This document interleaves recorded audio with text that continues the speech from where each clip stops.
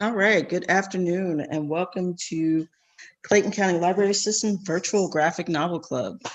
And today we are covering DC's Justice League. My name is Erica Ware, and I'm Roland Wellmaker. so today we're going to kind of go back and forth with first of all, the origin story, and then some of the team members of Justice League. We're not going to do our normal thing where we're talking about sort of their allies because they are a team of allies. So we're just going to talk about the team in general, and then we're going to go a little bit in depth to some of the more popular team members and some of the original team members, and then their most common enemy. So because Justice League is so big, we're kind of narrowing it down today to do that. So I'm going to start it off with the origin story, and then we're going to kind of go from there. So, Justice League first premiered in 1960 with The Brave and the Bold. They did not have a series yet. It was sort of just The Brave and the Bold Justice League of America. They had come together because of an alien excursion from the planet Appalax, and they forced all 7 of these team members who realized that on their own they could not fight these particular aliens. So they said, we need to team up to defeat them. And those original members, as you can see there on the left, some of them on the cover there, were Superman, Batman, Wonder Woman, Flash, Green Lantern, Aquaman, and Martian the Manhunter. These were some of the more popular characters from the DC Silver Age era. Now you do have Justice League of America, but also in the Golden Age of DC, they had the Justice Society of America, which are just 2 different teams. Some of the team members overlap, but they are not the same. So these were the Silver Age most popular characters here being brought together. Now the original base was in Happy Harbor, Rhode Island, which I don't even know. I didn't check to see if that was actually a real place, but it sounds like a real place. And Batman and Superman started off as part-time team members, but it became one of those things where team members came and go. They come and go. So you have Green Arrow joining later, the Atom joining later, Hawkman joining later, and Black Canary. She joins later also. The early years of JLA would team up with Earth 2, which was Earth 2 was where Justice Society of America was, and they would do crossover battles with like Justice Society of America would come to Prime Earth, and Justice Society would come to Prime Earth. Justice League would go to Earth 2, which is where Justice Society was from. And they would do these crossover fights. And one of their biggest enemies in these crossover fights was crime syndicates. We'll talk about them later, but they were the evil doppelgangers of the League.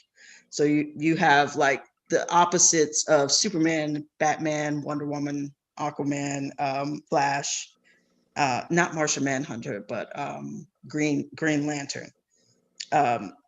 And they also had, around this time during the Silver Age, before these were the early years, their base, which was in Happy Harbor, Rhode Island, was found out by none other than Batman's biggest foe, Joker. And Joker infiltrated their base and blew it up. And so they lost their home base in Happy Harbor. And at that time, when he infiltrated it, you kind of lead into the Bronze Age of this team, the 1970s. So Batman was saying they needed a more secure place. So what's more secure than any place on Earth outside of Superman's little hall cave of justice he has, is space. So the Justice League went into space. They put their headquarters 22,000 feet above Earth. They added new members to this headquarters, like Elongated Man. You had Red Tornado was introduced around this time. Hawk Girl came along, and Zatanna. who we've talked about in Justice League Dark. She was also a member of Justice League, and Firestorm. Firestorm, the original Firestorm. Wonder Woman also returned to the team, but one of the team members that left was Martian Manhunter. So these members come and go, but also Batman left during this time too, because he decided to start his own team, which is not unusual for Batman. So he started the Outsiders around this time. People leave for personal reasons all the time, like Superman left for a personal reason. Batman, of course, he wanted to start his own team. Martian Manhunter left because he needed to go really kind of deal with he found out that he was not the last Martian in the world as he thought he was. So he wanted to go and find people who were like him. So he did sort of go and find his people sort of thing. Some other team members that still stayed were Aquaman, Zatanna, and Elongated Man. But Martian Manhunter comes back, and what happens is the JLA's headquarters in space is attacked by the Martians. And so Martian Manhunter comes back to help them with the Martian. And they're not, are they white Martians, Roland? Or Yeah, there was the white Martians that were attacking. Yeah.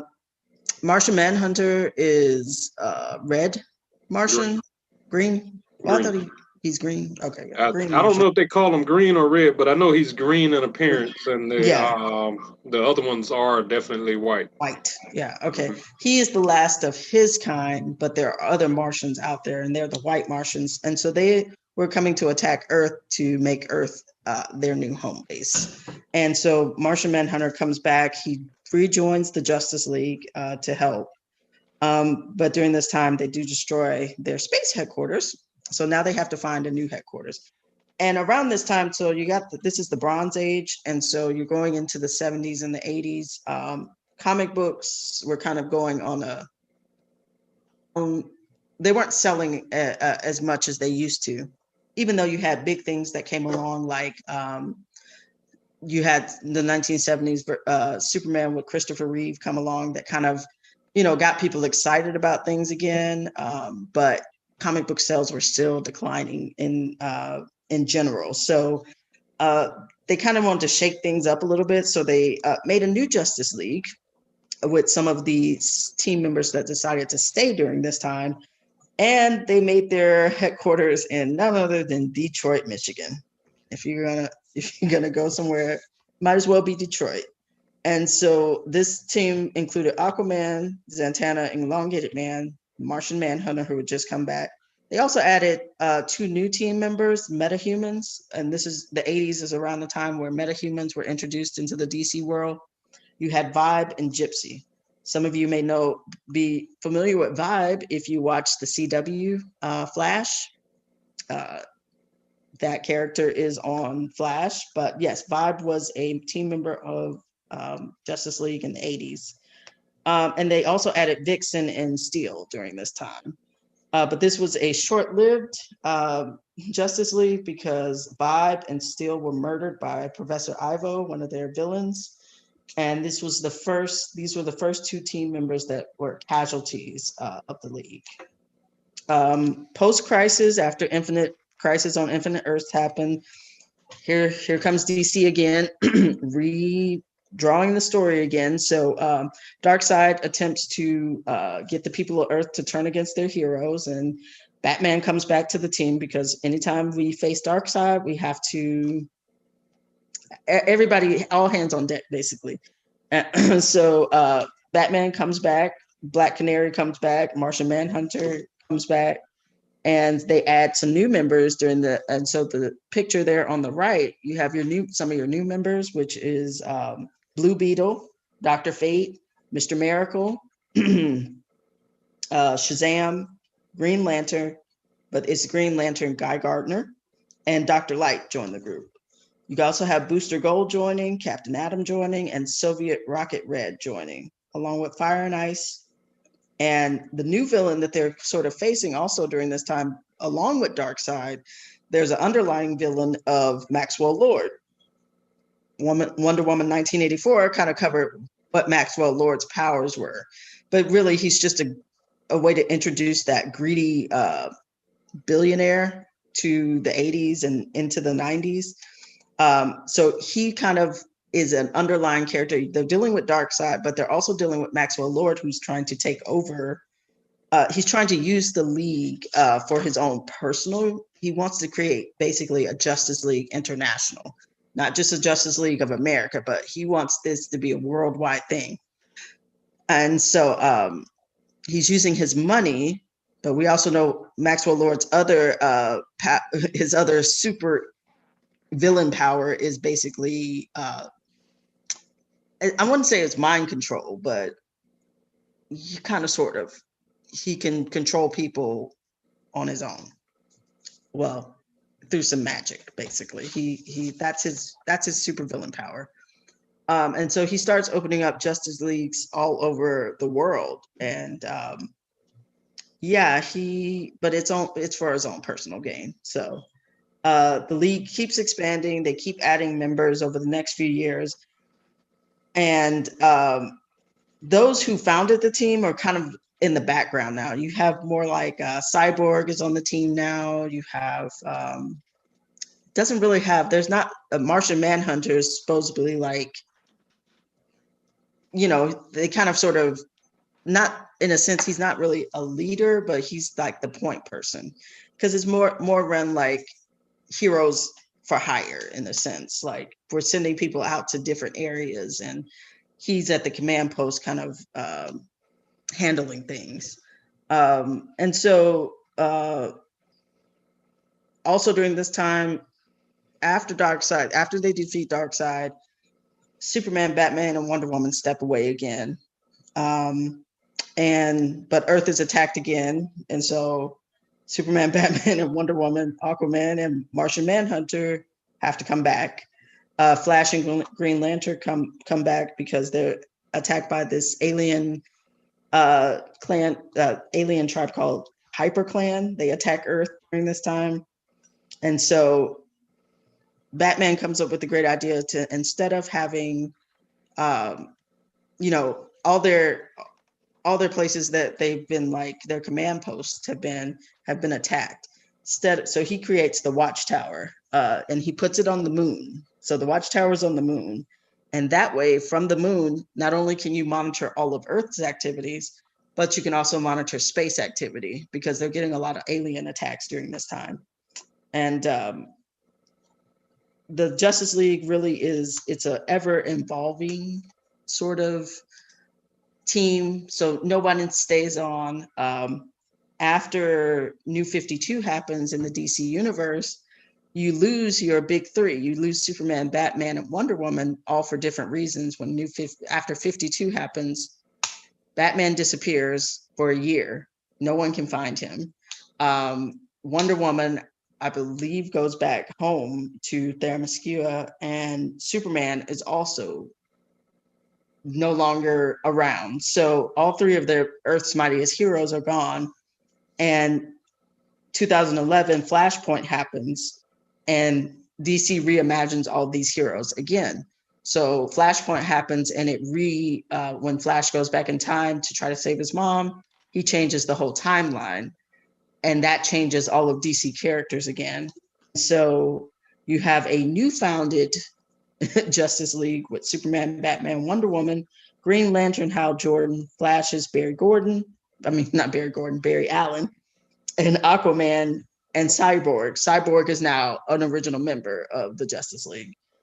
Martian Manhunter is not a part of this new history. And so they changed everything up again.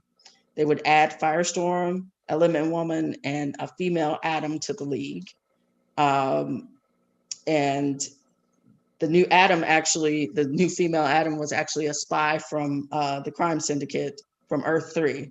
And they were planning on invading Earth. And so she was there to sort of be their spy on the inside.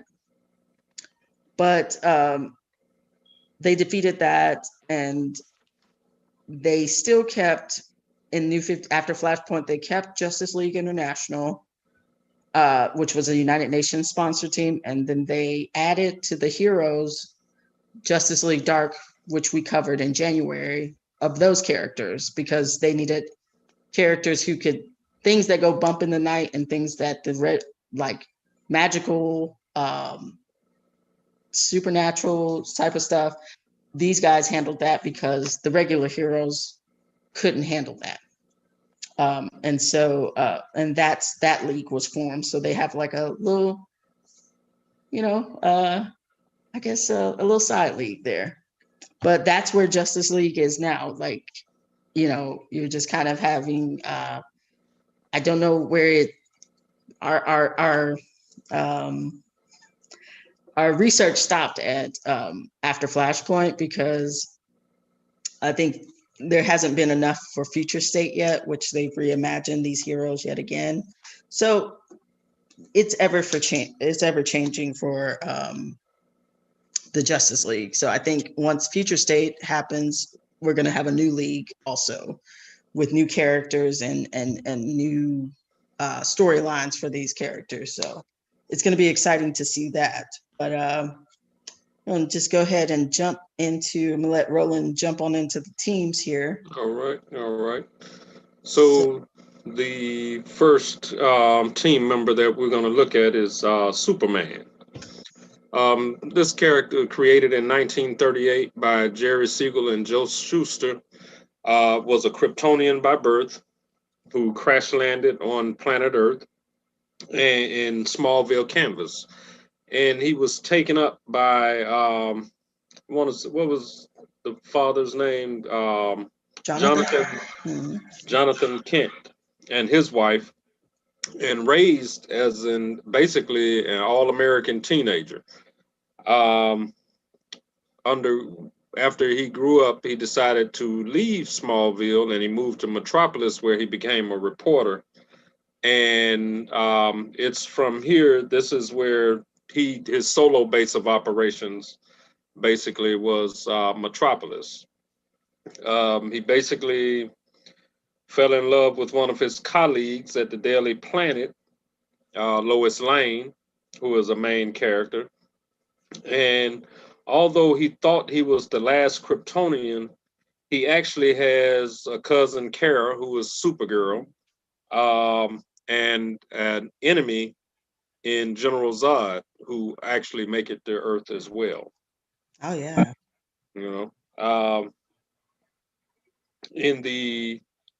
In the comics, he marries Lois Lane, and they eventually have a son, Jonathan, that he basically takes after his father, being half Kryptonian and half Earthling, half human. You can go to the next. Batman is our next character. Just a second, yeah.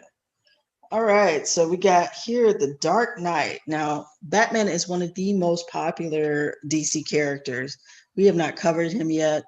We will one day, but he is by far, outside of Superman, Superman premiered in 1938, Batman premiered in 1939, because Superman was everything, all American, all good. DC wanted a detective comic, but they wanted a darker detective comic, and that's where Batman comes in. Bob Kane, who was actually Robert Kahn, he changed his name so that he could get work as a cartoonist. And Milton Bill Finger wrote Batman in 1939 after the success of Superman. Bruce Wayne is a billionaire. Mr. Wayne is a billionaire playboy whose parents were murdered when he was a child. And so he grew up and not wanting any other child to experience what he experienced. He became a vigilante, and he dressed as a bat because he felt like that would bring fear into the people of Gotham, the criminals of Gotham. And let me rephrase that, the criminals of Gotham. So he turned his grief into becoming this vigilante, and Batman doesn't have any superpowers other than the fact that he's a brilliant tactician.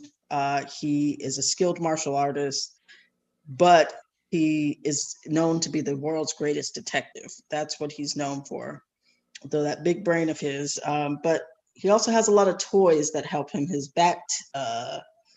He has his bat belt that he wears that has all of his small gadgets and grappling hooks and all of that, and little bitty weapons that he has. He has his armor of his suit that is made out of some of the toughest material. But he also has big toys like the Batmobile and the Batcopter and the Bat plane. His money can buy pretty much anything, basically, and he uses it for that. Researching better weapons to use. One thing he does not believe in is killing.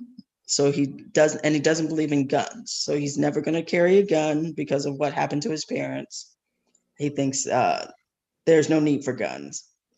Even though he lost his family, he has his adopted family. His butler, Alfred, pretty much raised him and also trained him. Alfred was he was in the British military, actually British Secret Service too. So he was trained by Alfred and some of the greatest fighters around the world. And he has his adopted Bat family, which is the Robins and the Batgirl and Batwoman and Batwing, like his family. And we also have Catwoman. I'm sorry, I can't forget her. He has this extended family that he's adopted. And he also has the Justice League, which he considers family eventually. But he's also the only one that he's the only member that knows all the aliases of all the Justice League members. And he also knows their weaknesses too. So again, that goes down to that brilliant tactician, because if anything ever happened, especially in his mind, he's a human being, and some of these are more powerful human beings or powerful aliens. So he figures knowing how to take them out is some of the best ways also. It's smart. Next on our list is the Amazing Wonder Woman. Yes. All right. So on the heels of Batman, a couple of years later in 1941, Wonder Woman was created by psychologist and author William Marston. He basically created Wonder Woman as an experiment because back in the 20s, women's rights were basically at a minimum, and the comics of the 20s were basically filled with graphic violence and sexual assault against women. She was created as a demigod, her father being Zeus and her mother Hippolyta. She was born on the fictional island of Themyscira, which was basically shielded from man's eyes. She was brought up under a race of Amazons, which meant that as she grew up, she was not privy to the world of men. She basically grew up within an all women on an island of nothing but women. The only men that were there were basically slaves. Basically,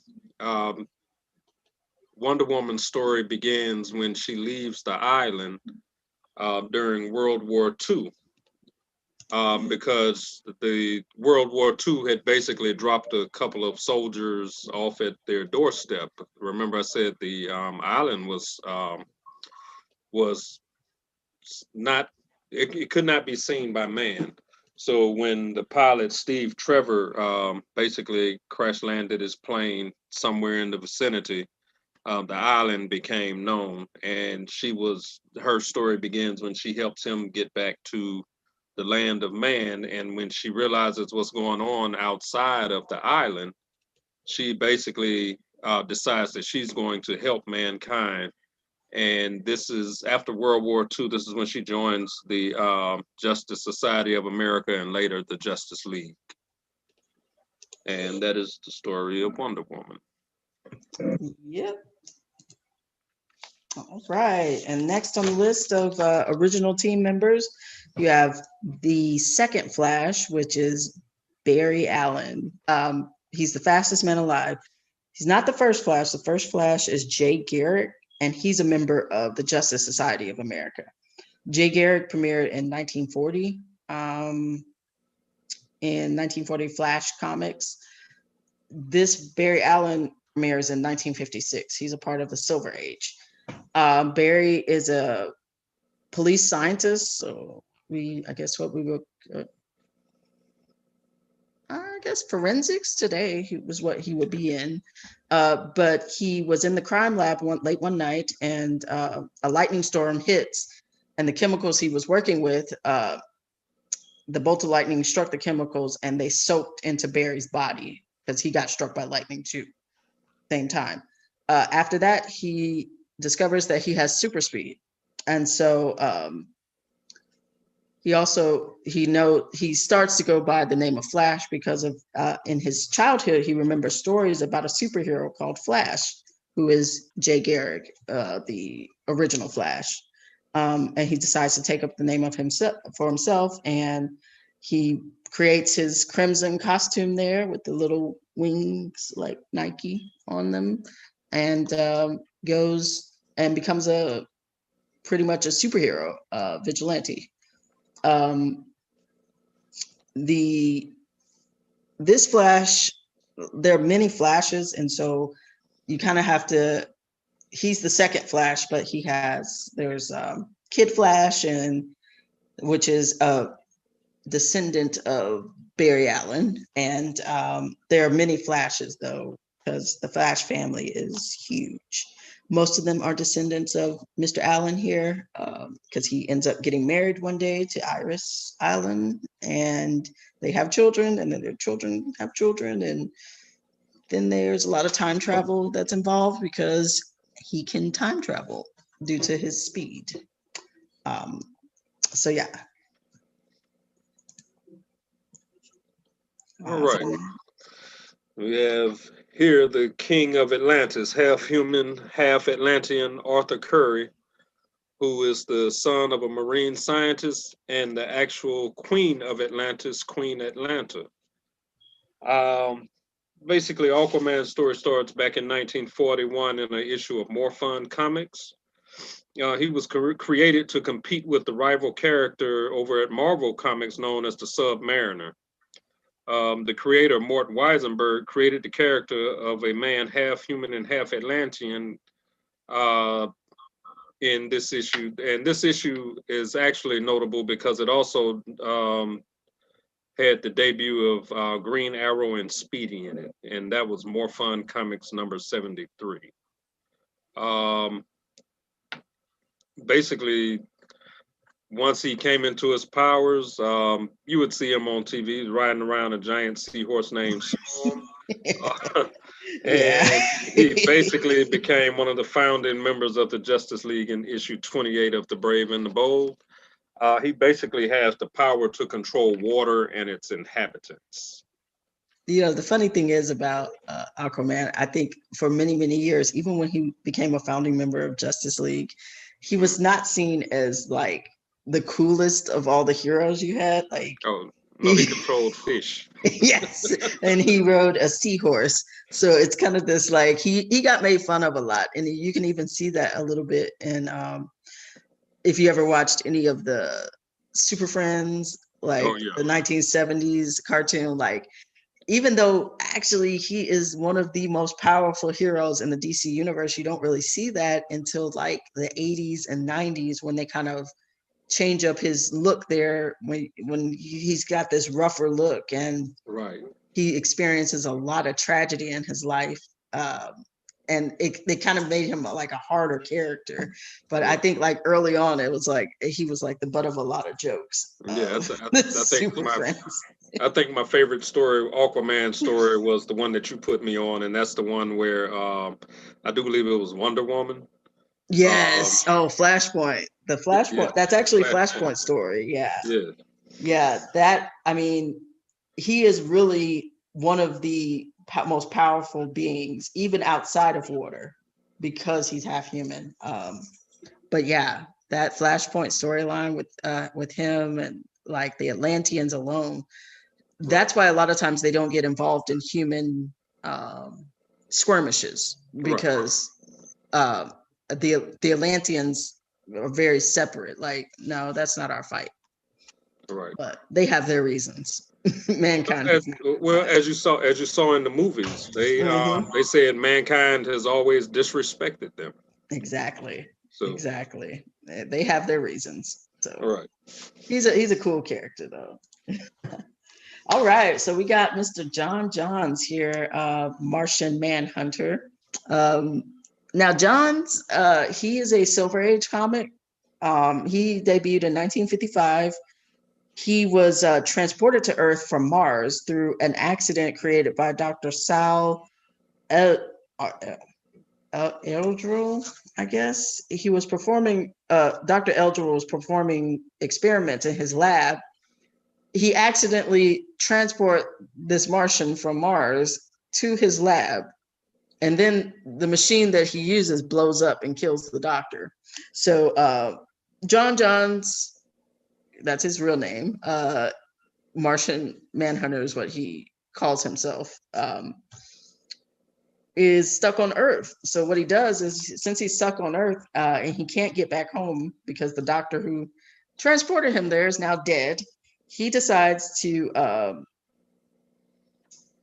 use his superpowers, because he does have superpowers on Earth.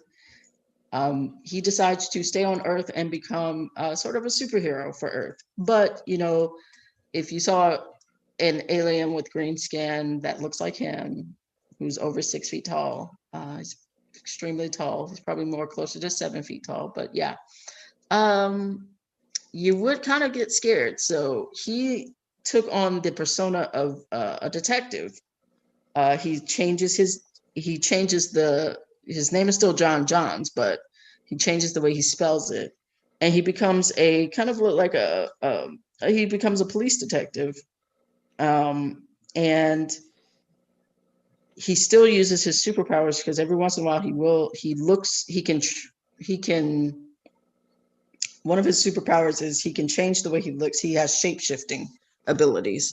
So he walks around as a human during the day, but when he's out being a vigilante, he looks like a Martian. And so the police give him the nickname Martian Manhunter. He's one of the founding members of the original Justice League.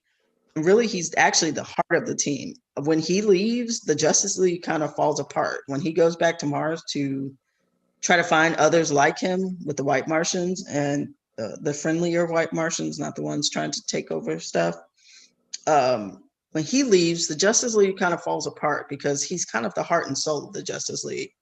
And so he comes and goes a lot in the Justice League, but and he's a part of the Justice League International, and he's a part of Justice League. Sometimes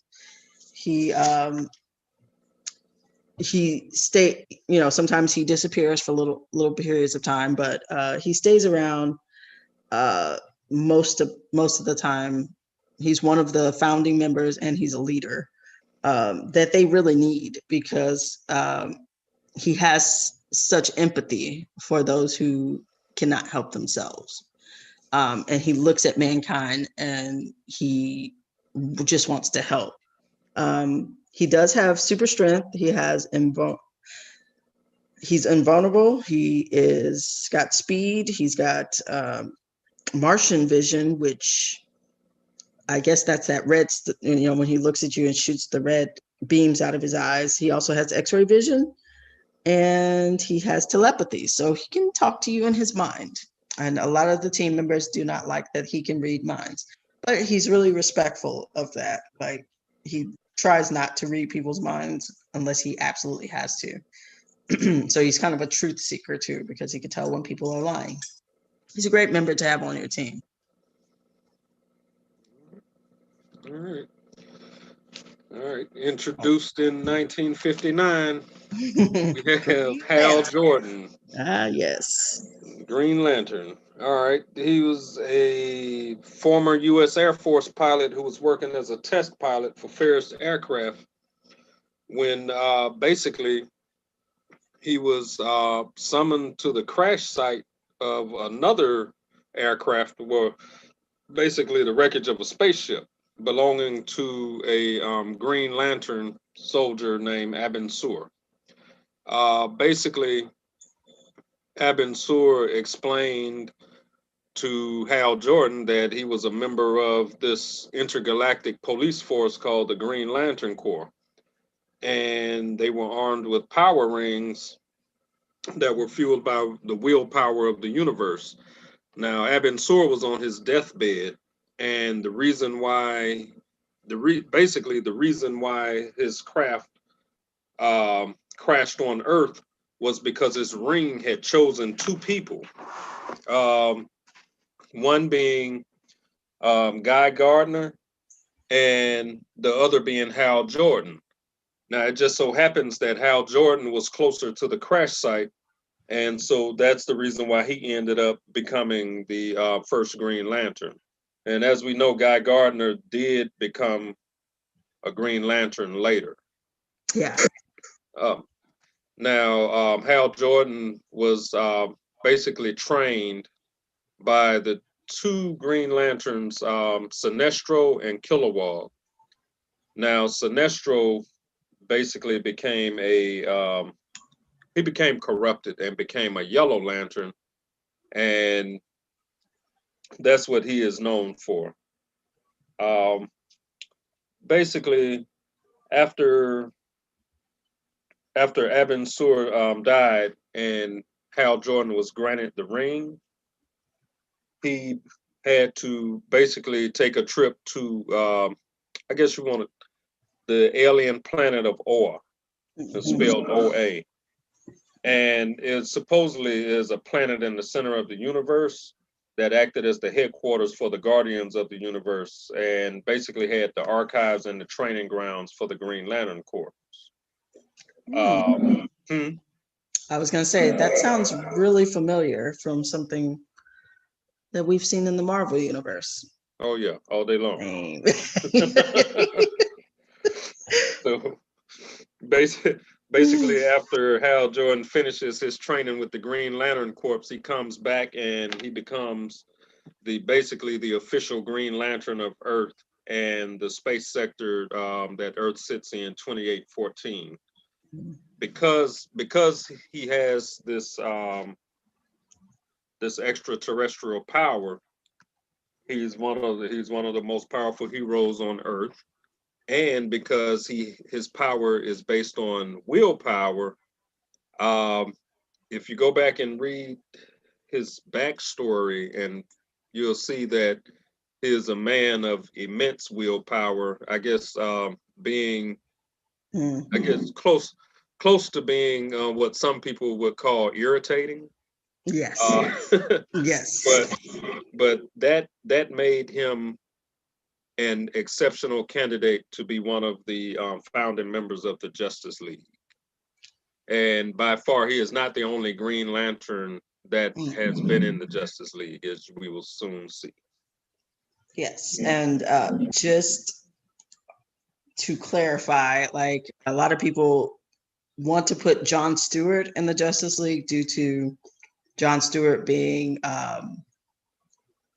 in the Justice League cartoon, right? Which he has stepped in for Hal Jordan a few times when Hal Jordan was unable, like either hurt, but he was never Sector 2814 was never his sector.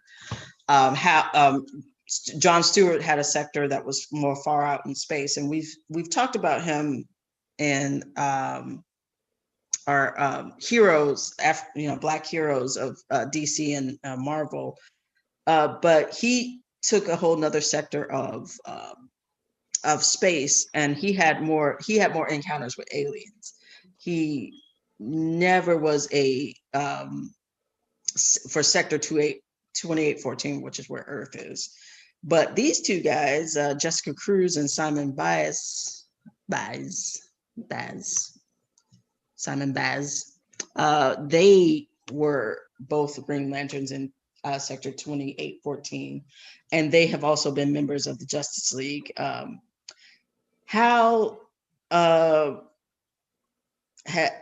Like Roland was saying, Hal's life was not an easy life, and he was very irritating, but it was because of the fact of he knew how good he was. He didn't have the best life. He lost his father at a young age, and he was raised sort of in a single parent household. So everything that he did, he pretty much did on his own. So he knew how good he was, but at times, sometimes he was killed in action. He was killed sometime in the 70s, I believe. And that's where Guy Gardner comes along and joins the Justice League. And he takes over for him. But these two are some of the newest members of the Justice League, Jessica Cruz and Simon Baz. And she is from DC Earth, her Green Lantern, and she's from DC Earth 3. She was actually forced to wear the ring. Voltum is a being that shows up a lot in some of the other Earths, but she was forced to wear the ring, and Voltum is like the yellow power ring, the fear. She was forced to wear the ring by him, but she overcame that power, that force to wear the ring, that Green Lantern ring. She overpowered and became an actual Green Lantern, not being controlled anymore by Voltum. Baez became a Green Lantern after Hal Jordan's ring kind of went crazy, and it fused with Sinestro's ring, and their combined rings kind of sort of forced them to work. I'm sorry, their combined rings, their haywire rings, caused Simon Baez to actually get a ring. So yeah, and then they were sort of forced to work together, and they actually ended up dating for a little while. The romance between the two, which, being team members and romance, sometimes it works, sometimes it doesn't. But yeah, there's some of the newer members of the Green Lanterns. But as Roland said, Green Lanterns are vast, and there are a lot of them. And we could spend, if y'all want us to cover them, just let us know. It would be a lot to cover, but it's just a fascinating story. But Hal Jordan is sort of the one from, that everybody kind of focuses on, because he was the first that we had known of on Earth, and he was an original member of the Justice League. So, and let me say one thing. Go back to the Green Lantern slide. Yeah. Go back to the Green Lantern slide. This character up at the no, come back one. The Simon Baz. Okay, so this character up here at the top that's listed, Volthoom, who he actually was. He was actually the original Lantern soldier. That's what I thought. He went. What happened was he went mad, and the who are they called? Not the experimenters. What are they called? The little people with the big heads that run. Yeah, they're the Guardians. Yeah, the Guardians. Okay, so what they did, they defeated Volthoom, and what they did, they basically imprisoned him in a lantern. And so, because he's a multi-dimensional character, that's how he ends up being basically being the power ring in Earth 3. So that ring that Jessica Cruz was forced to wear, it was forced on her because of this being trapped within the energies of that ring. So, like I said, it's a lot of backstory as far as the lanterns are concerned. And I would hope that one day that we'll go through and break down all the colors and the characters for you guys. Yeah, that's going to be exciting. Yeah. So let's jump here to Cyborg. Now, Cyborg's real name, Victor Stone, and his first debut was with the New Teen Titans of the 1980s. He joined the Justice League later in the 1990s. Vic Stone was a genius intellect in university, as well as a star. He was basically a scholar athlete. But instead of following in his parents' footsteps and becoming a doctor, he wanted to become a football player. So one day he was visiting his parents' lab, and there was basically an accident that supposedly, well, was supposed to leave him for dead. But because his dad had been basically experimenting on cybernetic systems, AI, and had access to basically a mother box, which is endemic to Darkseid's domain. He basically put he saved Victor's life um, during the experiment. Well, I'll tell you what. Let's backtrack because there are actually two cyborg histories. One that you're going to see in the movies that they play off of into Cyborg's own comic series, but then the one from the '80s when The original. he came around. Yeah. So basically, he was left for dead in two accidents. The comic from the early comic stories, basically, his parents were doing an experiment in which they unleashed a deadly creature from another dimension. This creature basically killed Victor's mom, and then, upon killing his mom, tried to destroy Victor.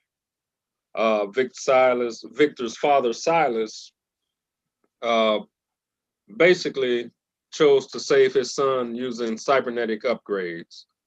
These upgrades left most of his body, including half of his face, encased in steel. The cybernetic parts were grafted to his organs, and the computerized synthetic nerve bases were attached to his spinal column. When he finally woke up from the various procedures, he was horrified at what he had become and thought of himself as a freak, basically a version of Frankenstein's monster. Now, he basically had a hard time with this and came to resent his father for not allowing him to simply die. And so after after a long time, he realized he could interface with computers and emit various types of energy, which made him a formidable fighter. Now we've seen in the movies where his armor actually acts on its own without him even knowing. So that basically is that second part where in the movies, if you've seen the mother boxes that are supposed to form the Unity, and this is how Darkseid basically terraforms a planet. Um, in the history of DC Comics, there were three mother boxes. One was hidden and taken to Atlantis. One was taken to Themyscira, and one was hidden by man. The one that was hidden by man is the one that Silas Stone had access to. And basically, what ended up happening is he uses its technology to try to heal Vic Stone after his accident. So, all in all, both storylines come full circle with Cyborg becoming one of the most technological advanced characters in the DC universe and also becoming a member of the Justice League. Yeah, when I was doing research on his character, when when we did Teen Titans last year, I think when we covered them, I didn't realize that his being that whole computer generation, that's what they created him for. Right. Like they needed a character that was because like Marvel had someone like Iron Man who kept up with the technology and was constantly changing. I don't think DC ever really had that outside of Batman, and he didn't have a metal suit, so he was still. But Victor was created so that they could capitalize on that technology, like computers being new in the '80s, and having someone on the team that could really master computers. And that was Cyborg. And then him joining the Justice League was just even better because they needed somebody who, when they went out into these alien planets and things like that. They needed somebody who could communicate on that level, no matter what Right. they And faced. and remember his basically his power stems from the fact that and it's like this in the cartoons on TV as well before they even thought about putting the movies out. Hmm. You notice that he always is up to speed on anything that Darkseid is doing, Yeah, basically because he is basically one with the mother box now. yeah. So Very, very interesting. All right. So we're going to go on to Billy Batson, who was actually William, but William Joseph Batson, who is Shazam. So the cool thing about Shazam is actually one of DC. Again, you had Superman, Batman, Superman 1938, Batman 1939. Shazam is Wiz Comics 1940. Wiz Comics was bought out later by DC Comics, so he became a part of the DC universe. So he was an orphan kid who his uncle was supposed to take care of him, but his uncle decided to take inheritance and put Billy out on the street. So Billy became an orphan. He was basically, his twin sister was adopted by a wealthy family, so she didn't have anything to worry about. But Billy was basically raising himself. So by the age of 10, he was living on the streets, selling newspapers in New York. A mysterious figure comes to him one night in a futuristic sort of train car and transports him to the Rock of Eternity.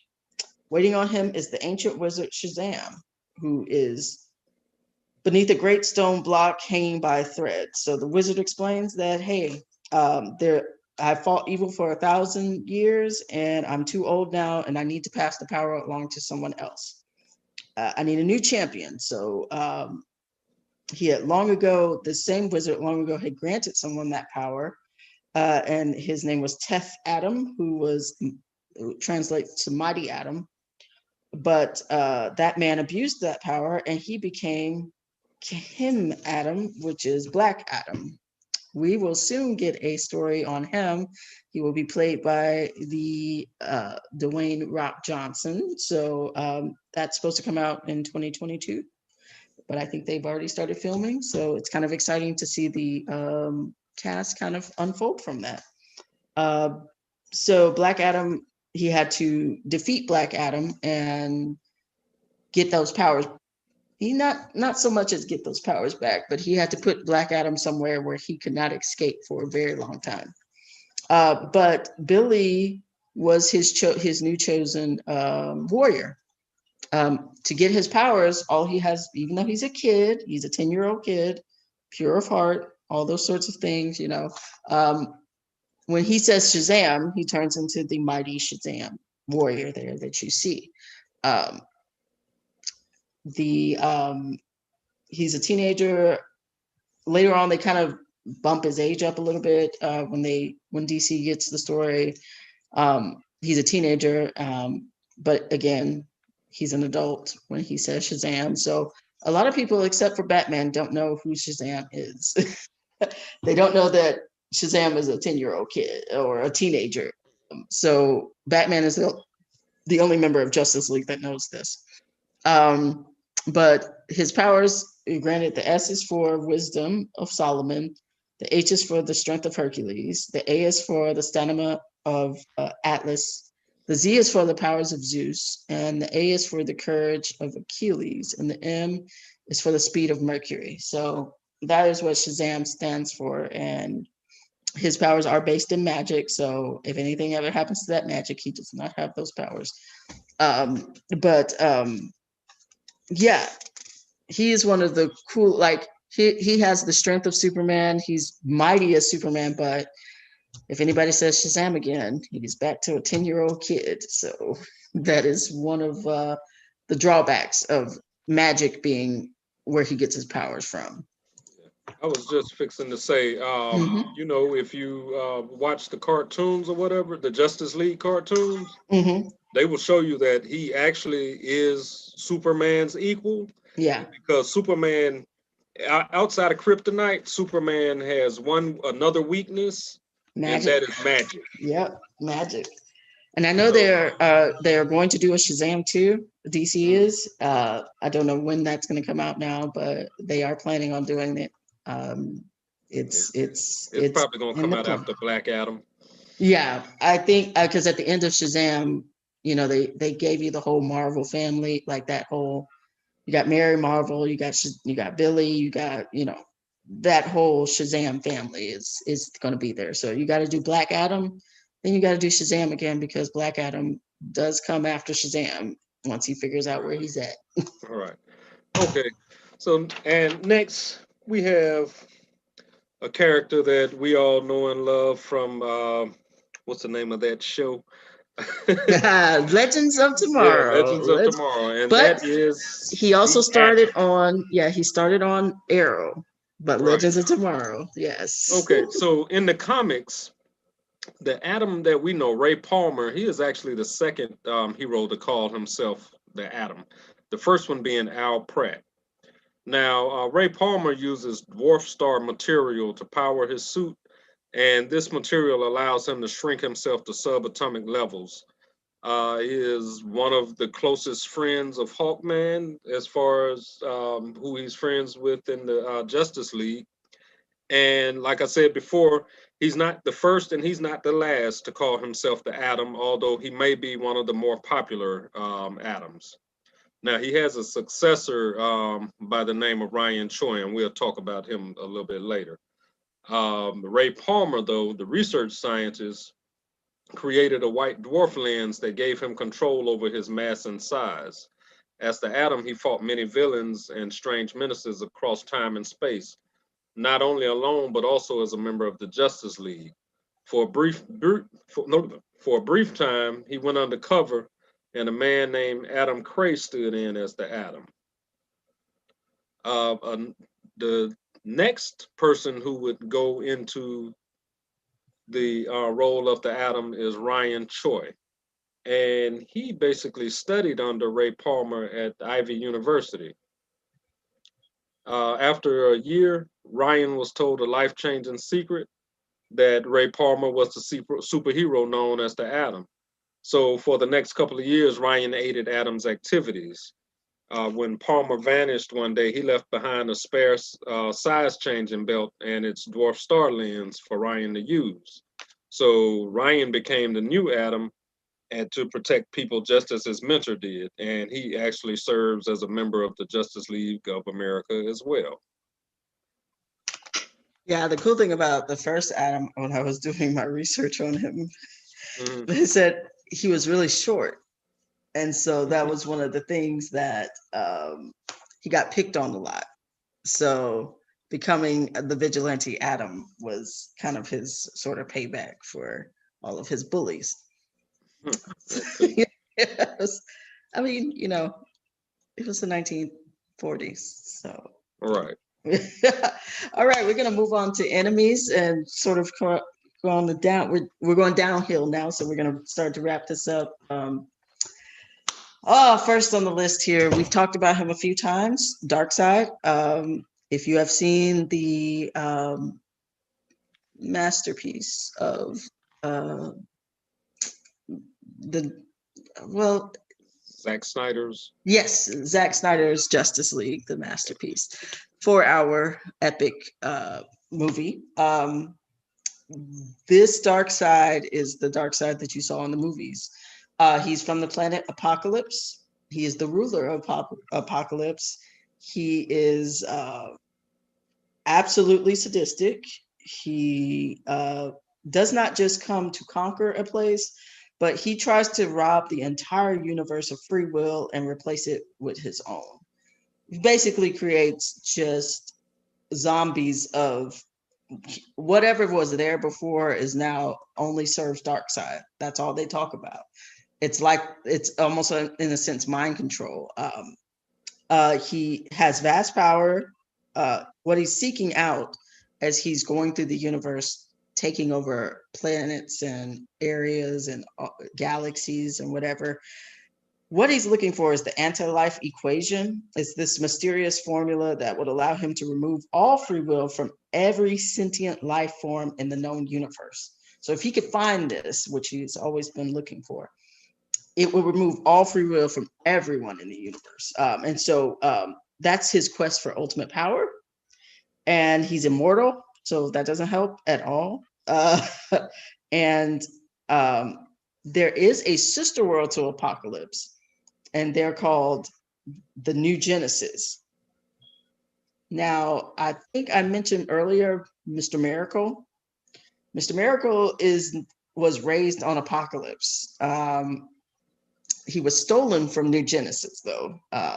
Was it stolen, or was he? No, he was traded. Stolen. I think he was traded. He was traded, not stolen, but traded. Because it was a prince. It was an agreement between New Genesis and Apocalypse. So as you kind of have this sort of heaven, the New Genesis is this magical heavenly place that is perfect in everything. Everybody there looks perfect. They are genetic specimens of perfection. They just, they're walking around, everything is great there. Then you have Apocalypse, where it is literally hell, like fire, lava, just you see his picture there. That's just Apocalypse, just darkness. And Darkseid they just have this agreement, like, I got this place, you got that place, but sometimes there has to be some agreements made, and Mr. Miracle is a part of that. He is actually traded, and one of his sons goes to New Genesis. It's the monster looking one with all the hair. I can't think of his name right now, though. He gets to live on New Genesis. But Mr. Miracle ends up marrying one of Darkseid's daughters, Big Barda. So I guess it kind of worked out for him. And they both leave and become part of the Justice League. So I guess it works out for them. But he rules court. He's sadistic. He has his ever faithful Granny Goodness by his side, who is one of his many minions, but she is his right hand.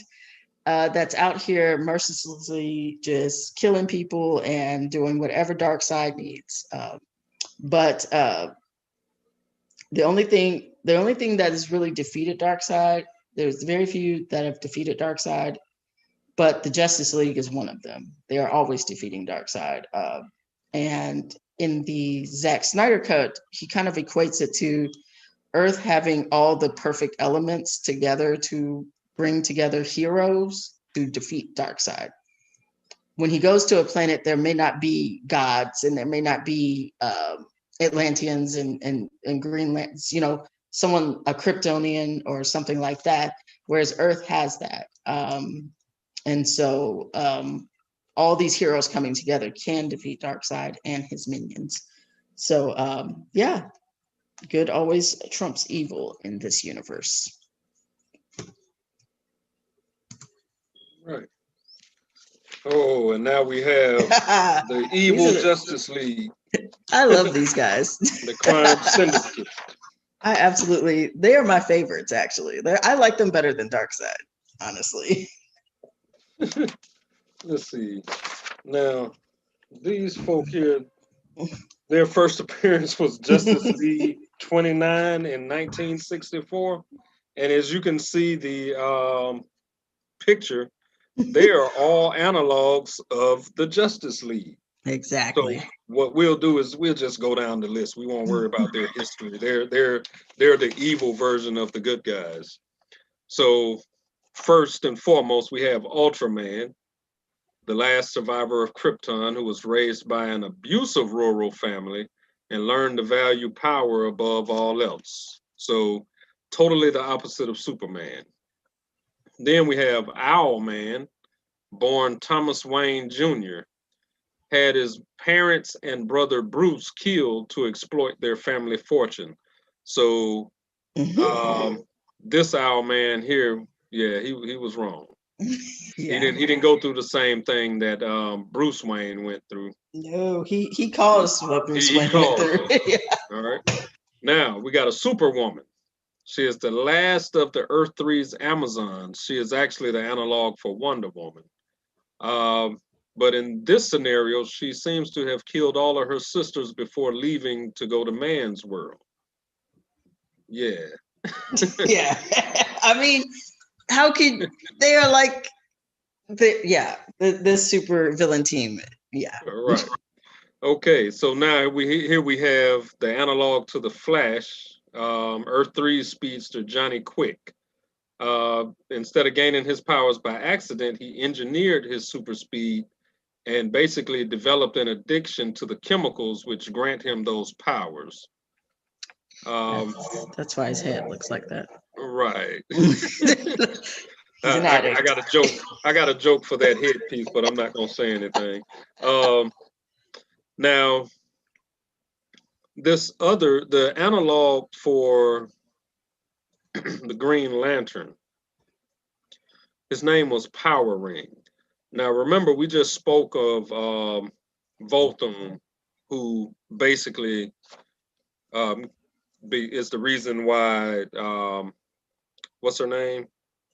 Jessica Cruz. Oh, Jessica Cruz. Jessica Cruz became a Green Lantern. But this Power Ring basically is, in truth, he is Voltham. So basically, he's an ancient lantern corpsman who is trapped inside a ring that feeds off the fear of its host.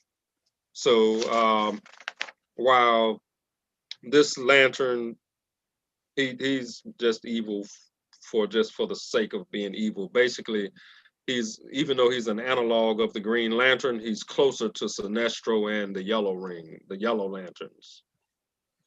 But these core members basically have an influence that spreads throughout a large network of villainous counterparts to the heroes of the DC universe. But as Earth 3 perpetually teeters on the brink of extinction, the crime syndicate has no choice but to spread their evil through the multiverse, for the only value that matters to them is self-preservation. Now, I want to say that after, was it after Flashpoint or Crisis? Yeah. Earth 3 should no longer be around. It should not exist, but there's one Justice League movie that covers them, which is really interesting, because on top of you having the crime syndicate in Earth 3, and this was when I was giving you the origin, how the JSA of Earth 2, how they would fight each other's enemies and stuff like that. Like they would switch a lot. This was a lot in the 50s and the 60s. They would do this.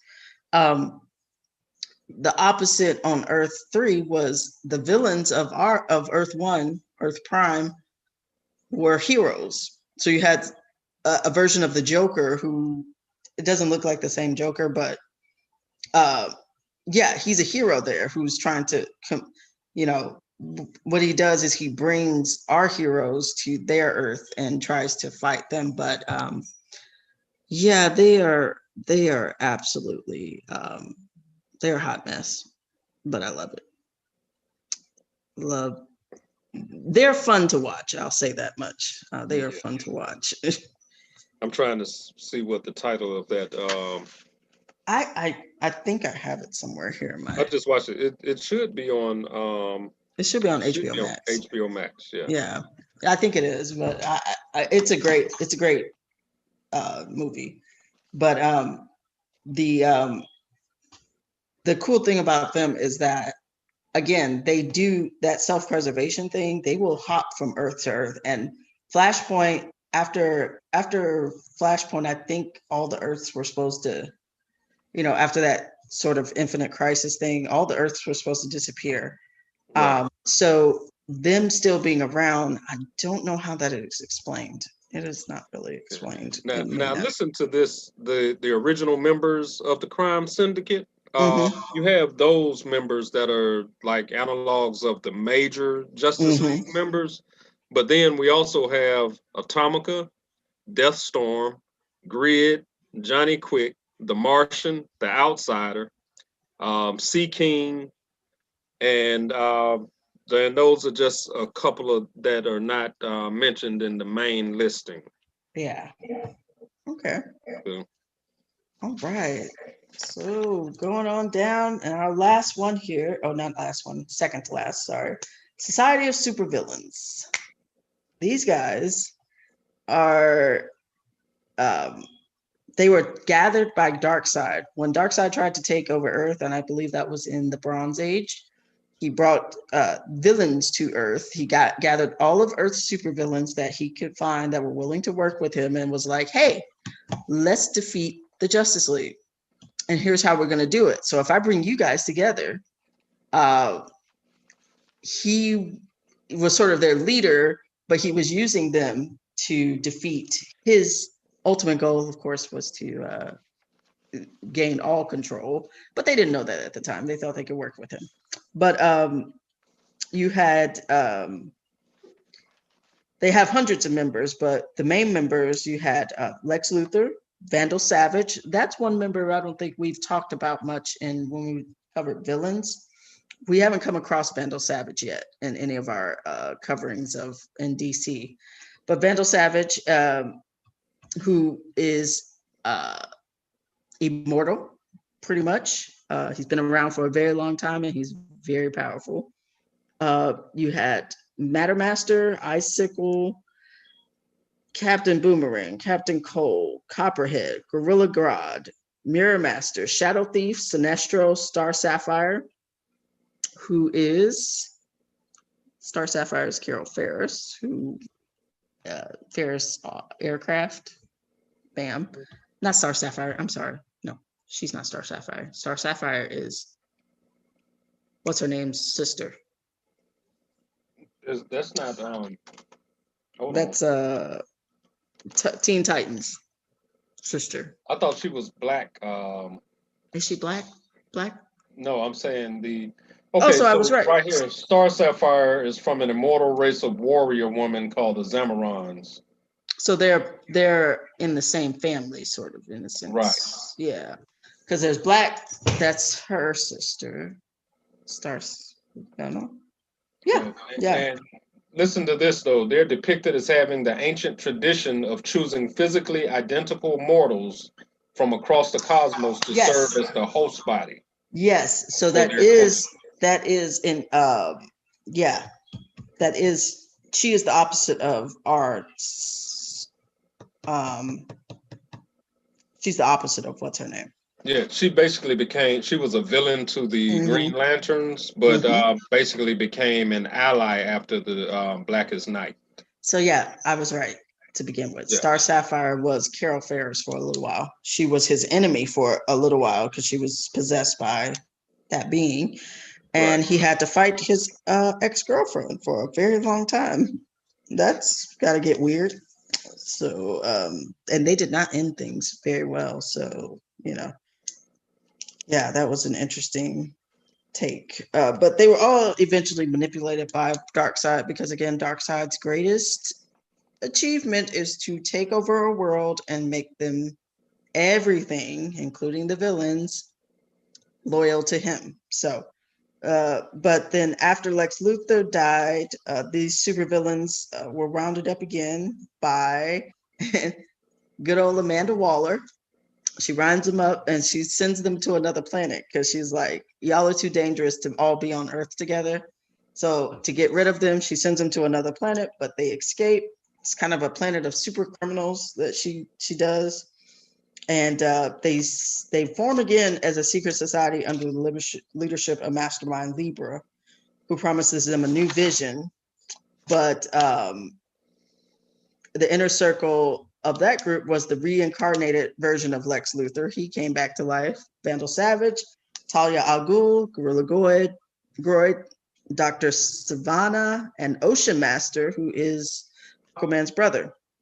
They were the most deadly of the group. But after Flashpoint, the secret society began as the outsider arrived on Earth, and Earth's heroes defeated Darkseid's invasion again and formed the Justice League. And then about a year later, they came back and formed the secret society and they counterbalanced the League, basically.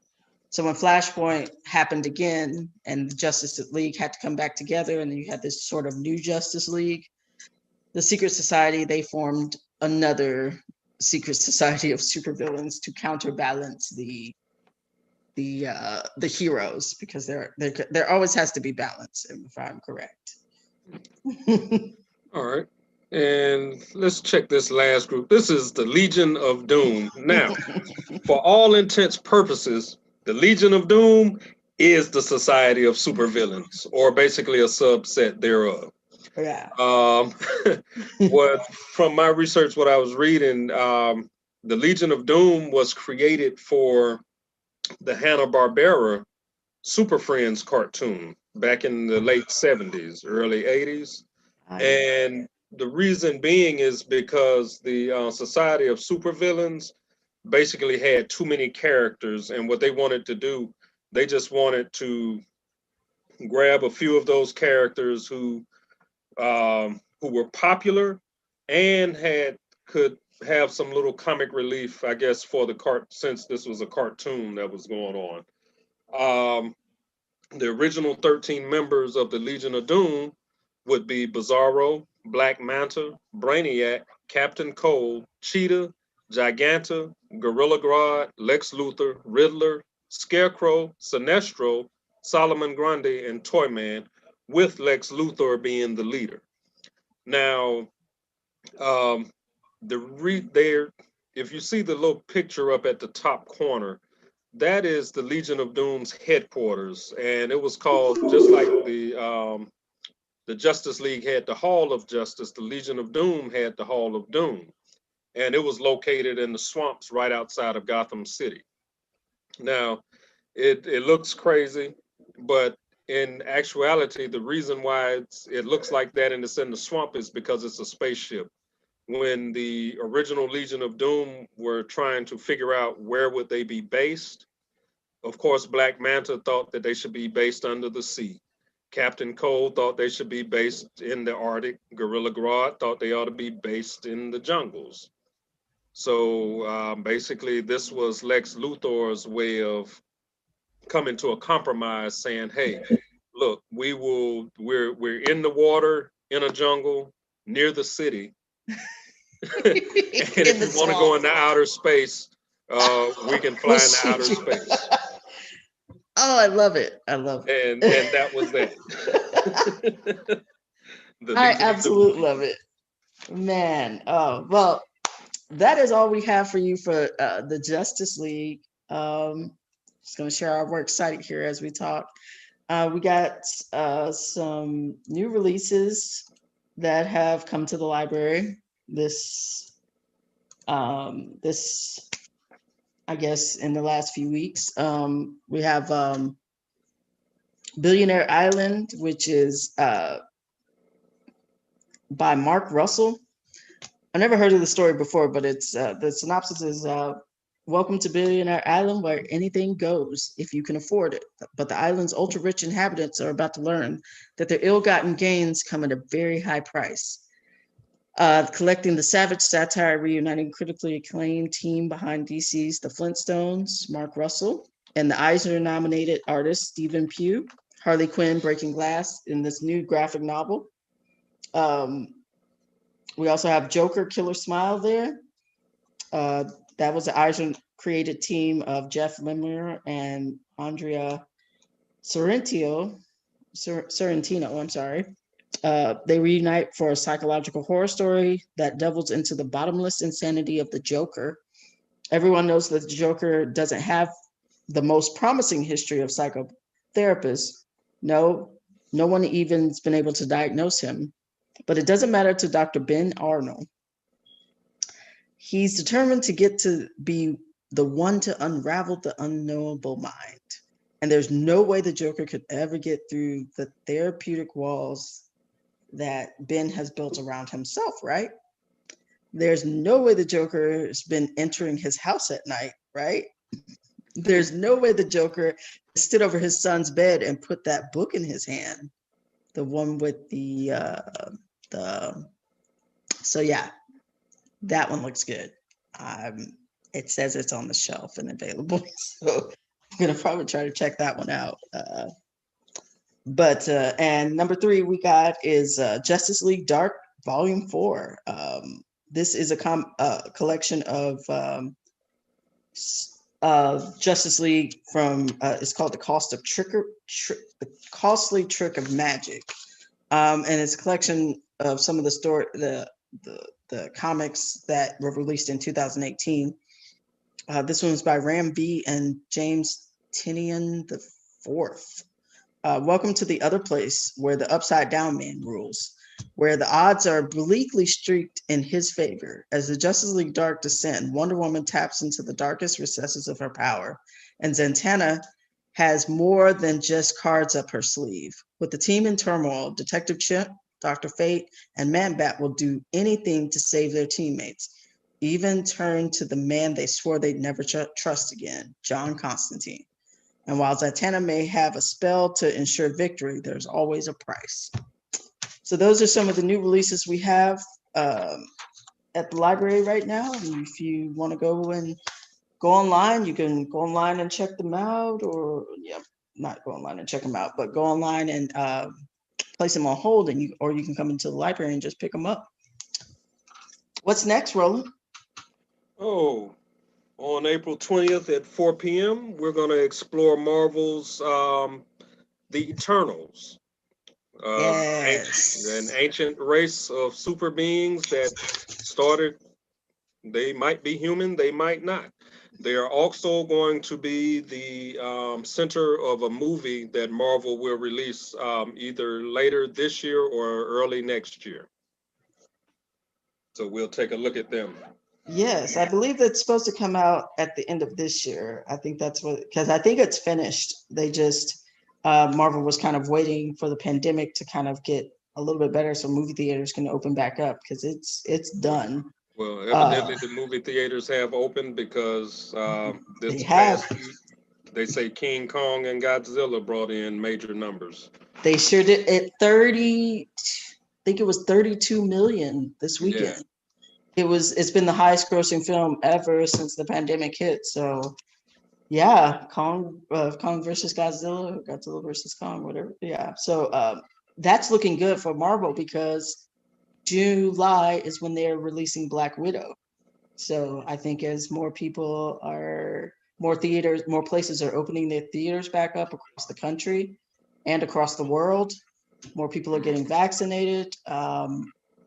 Yeah, I think Black Widow could have a blockbuster, like closer to what they're used to, $100 million weekend. If Kong and Godzilla can bring in 30 million this weekend, plus also be released at the same time on HBO Max, meaning people had the option of watching it at home too. Right. And they still went to the theaters and see it, so that is a good thing. So I think November for the Eternals. That's what we're looking at. Cool. November, December. Yeah. So yeah, but that's all we have for you guys today. We look forward to seeing you guys on April 20th, 4 p.m. to talk about the Eternals. All right. See you then. Bye-bye.